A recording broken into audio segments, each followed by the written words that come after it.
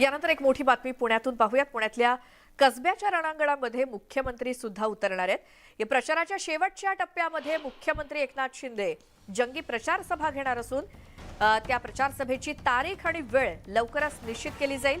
कसब्याच्या भाजपच्या मदतीला बाळासाहेबांची शिवसेना सुद्धा मैदानात उतरणार आहे आणि शिंदे पक्षाचे सचिव किरण माळी यांनी तशी माहिती दिली।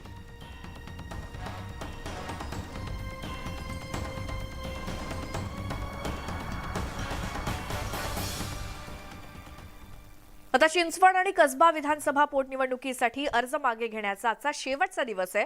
दुपारी 3 वाजेपर्यंत अर्ज मागे घेण्यासाठी मुदत आहे आणि 3 वाजल्याच्या नंतर दोन्ही विधानसभा मतदारसंघातील लढतींचं चित्र अखेर स्पष्ट होईल। काल पहिला दिवस होता अर्ज मागे घेण्याचा, मात्र कालच्या पहिल्या दिवशी कोणत्याही उमेदवारानं अर्ज मागे घेतला नाही।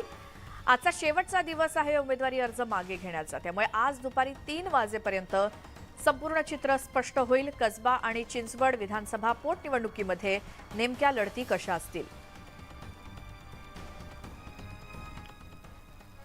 शिवसेना उद्धव बाळासाहेब ठाकरे पक्षाचे बंडखोर उमेदवार राहुल कलाटे यांनी आपला उमेदवारी अर्ज माघारी घ्यावा, यासाठी राष्ट्रवादीच्या नेत्यांकडून केलेले प्रयत्न अपयशी ठरले। त्यानंतर आज उद्धव ठाकरे पक्षाच्या नेत्यांकडून राहुल कलाटे यांची मनधरणी केली जाणार आहे। त्यासाठी ठाकरे पक्षाचे नेते आणि पुणे जिल्हा संपर्क प्रमुख सचिन आहेर या त्याचसोबत सुभाष देसाई हे देखील उद्धव ठाकरेंचा निरोप घेऊन राहुल कलाटे यांची थोड्याच वेळात भेट घेणार असल्याची माहिती मिळाली आहे। आज चिंचवड विधानसभा पोटनिवडणुकीसाठीचा उमेदवारी अर्ज मागे घेण्याचा शेवटचा दिवस आहे।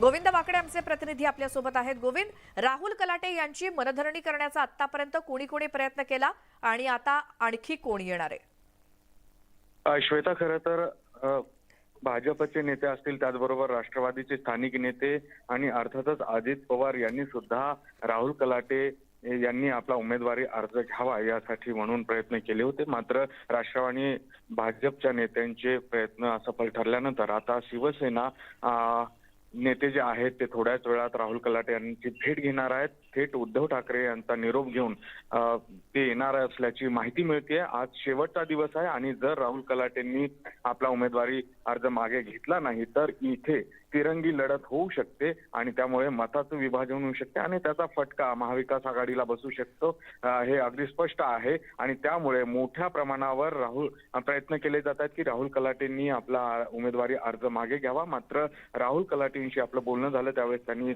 पुन्हा एकदा स्पष्ट केलेलं आहे की आपण उमेदवारी अर्ज कोणत्याही परिस्थितीत मागे घेणार नाही। आपल्यासोबत जी नेत्यांची फळी आहे ती बघून अनेकांना आश्चर्य वाटेल, त्याचबरोबर जनताही आपल्यासोबत आहे असं त्यांचं म्हणणं आहे। त्यामुळे राहुल कलाटे आपल्या भूमिकेवर ठाम आहेत आणि असं असेल आणि त्यासाठी म्हणून जर जे नेते ते येत असतील आणि त्यांची जर आजची शिष्टाई असफल ठरली तर राष्ट्रवादी त्याचबरोबर महाविकास आघाडीसाठी हे मोठं अपयश म्हणावं लागेल। त्यामुळे नक्की राहुल कलाटे हे आज उमेदवारी अर्ज मागे घेतील का याकडे सगळ्यांचं लक्ष लागलंय।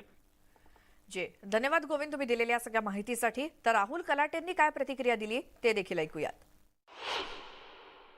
निश्चितच कुणी इमॅजिन देखील केलं नसेल, कुणाला कुणी विचार देखील केला नसेल अशी शक्ती माझ्या बरोबर बाहेर पडा। आणि एक दुसरी गोष्ट, जनभावनाच माझ्या बरोबर आहे आणि जनभावना माझ्या बरोबर असताना या शहरात काही कुठला नेता कोणाला निवडून आणणार नाही। काही नेते म्हणतायत मी तुला आमदार करतो, मी तुला आमदार करतो। चिंचवड विधानसभेतली जनता आमदार करणार।